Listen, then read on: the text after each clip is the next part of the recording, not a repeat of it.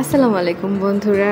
এই বৃষ্টির দিনে আজকে একটা আনকমন রেসিপি আপনাদের সাথে শেয়ার করব, ছোলার ডাল দিয়ে কচুর ডাঁটা রান্নার রেসিপি। বন্ধুরা, আজকের এই রেসিপিটা আপনাদের কাছে আশা করি অনেক বেশি ভালো লাগবে। কচুর ডাঁটায় অনেক স্বাস্থ্য উপকারী উপাদান রয়েছে বন্ধুরা। এখন আমরা চুলায় একটা কড়াই গরম করে তার মধ্যে নিয়েছি শুকনো মরিচ, রসুন ভালো করে ভেজে নিব।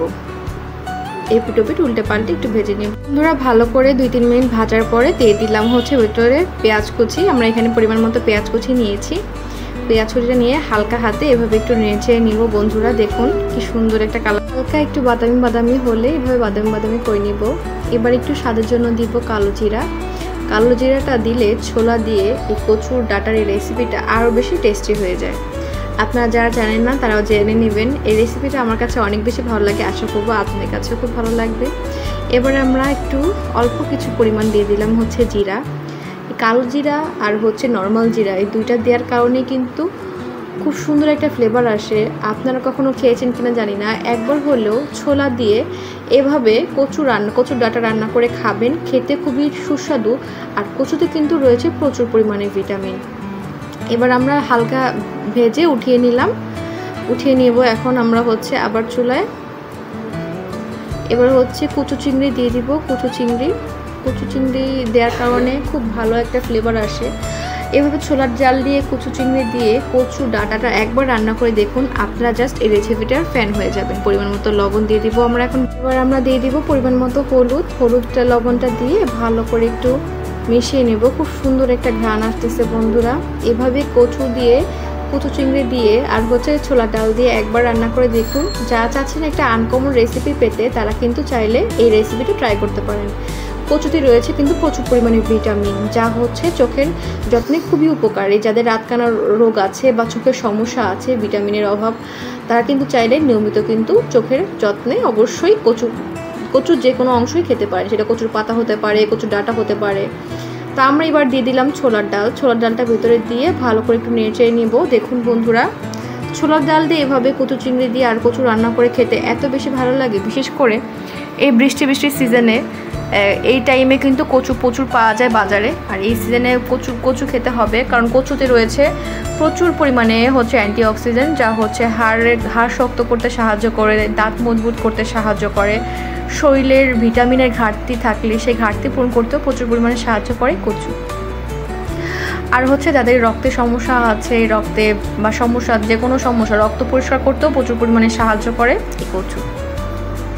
তো বন্ধুরা, বেশ কিছুক্ষণ ভাজাভাজি করার পরে কিন্তু আমরা কচুর যে সেদ্ধ করে রেখেছিলাম, সেদ্ধ করা কচুগুলো ভিতরে দিয়ে দিলাম। আমরা আগে থেকেই লবণ হলুদ দিয়ে সেদ্ধ করে রেখেছিলাম। হলুদ ছাড়া লবণ দিয়ে খুব ভালো করে সেদ্ধ করে নিয়েছি, পানি ছেঁকে নিয়েছি। কচুর যে ডাঁটার যে পানি থাকে, তো আমরা এখন কচুর ডাঁটাটা ভেতরে দিয়ে দিলাম। খুব সুন্দর একটা ফ্লেভার আসতেছে। একবার এভাবে কচুর ডাঁটা দিয়ে রান্নাটা করে দেখবেন, খেতে খুব ভালো লাগে। কচুর ডাঁটায় অনেক স্বাস্থ্য উপকারিতা রয়েছে। এটি ভিটামিন, খনিজ এবং ফাইবারের জন্য খুবই ভালো একটি উৎস। কচুর ডাঁটা খেলে হজম শক্তি বাড়ে, রোগ প্রতিরোধ ক্ষমতা বাড়ে এবং শরীরে পানির অভাব পূরণ করে। বন্ধুরা, একটু ভালো করে নেড়ে পরিমাণ মতো লবণ আর একটু মিশিয়ে দিলাম। লবণটা একটু কম হয়েছিল, তাই পরিমাণে একটু লবণটা বেশি দিয়ে ভালো করে একটু নেড়ে নিয়েছি। এইভাবে কচু দিয়ে গরম ভাতের সাথে কিন্তু ছোলা ডাল দিয়ে খেতে অনেক বেশি ভালো লাগে। এবার আমরা পরিমাণ মতো ঝাল নিয়ে নিলাম। বন্ধুরা, ঝালের পরিমাণটা আমরা একটু বেশি নিয়েছি, কারণ আমরা প্রচুর পরিমাণে ঝাল খাই। আপনারা যারা ঝাল কম বেশি খান তারা একটু কমিয়ে বাড়িয়ে নিতে পারেন। কচুর ডাঁটায় প্রচুর পরিমাণে ফাইবার থাকে, যা হজম প্রক্রিয়াকে উন্নতি করে এবং কোষ্ঠকাঠিন্য থেকে মুক্তি দান করে। আপনারা চাইলে নিয়মিত কিন্তু এভাবে কচু শাক রান্না করে খেতে পারেন। এবার আমরা দিয়ে দিলাম 1 চামচ পরিমাণ চিনি। এই চিনিটা দেওয়ার কারণে কিন্তু খুব সুন্দর একটা ফ্লেভার আসবে। আর যেহেতু একটু ঝাঁঝালো ভাব থাকে বা গলা চুলকানোর ভয় থাকে, সেক্ষেত্রে আমরা এখানে একটা লেবুকে পুরো চিপড়ে দিব, যাতে টক ভাবটার কারণে লেবুর গলা চুলকানো, কারণ কচুতে প্রচুর পরিমাণে গলা চুলকায়, অনেকেরই অ্যালার্জির সমস্যা থাকে, আমরা খুব ভালো করেই জানি। তো সেক্ষেত্রে তাদের কোনো প্রবলেম হবে না যদি এইভাবে পুরো লেবুটা চিপড়িয়ে আপনারা কচুর মধ্যে দিয়ে দেন। একবার এভাবে ট্রাই করে দেখতে পারেন, অবশ্যই একটা ভালো ফল হবে। যারা কচু খেতেও চায় না তারা কিন্তু চাইলে তাদেরকে এইভাবে পরিবেশন করতে পারেন। স্বাস্থ্যসম্মত এই খাবারটা আমাদের প্রত্যেকের জন্য খুবই বেশি প্রয়োজনীয়। লেবুটা দেওয়ার পরে একটু ভালো করে একটু নেড়ে নিলাম। এভাবে একটু চিনি আর একটু লেবু দিয়ে দিবেন বন্ধুরা।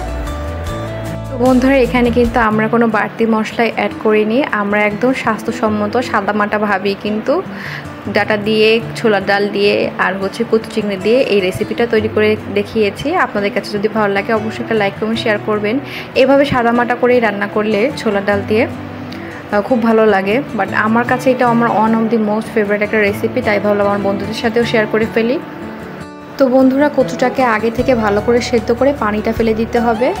আর কচুটা রান্নার সময় একটা জিনিস খেয়াল রাখতে হবে, কচুর মধ্যে যেন কোনো পানি, এক্সট্রা পানি না থাকে, তাহলে কিন্তু গলা চুলকানো ভাব থাকবে না। এক্সট্রা পানি থাকলে যে প্রপার যে মজাটা বা স্বাদটা সেটা কিন্তু আমরা পাবো না বন্ধুরা। এবার ভালো করে শুকিয়ে নিতে হবে, নেড়ে দেখতে হবে যে পুরোপুরি শুকিয়ে গেছে কিনা। আলহামদুলিল্লাহ বন্ধুরা এই পর্যায়ে এসে দেখুন খুব সুন্দর একটা কালার চলে আসছে। এভাবে আমরা পরিবেশন করে দেখালাম।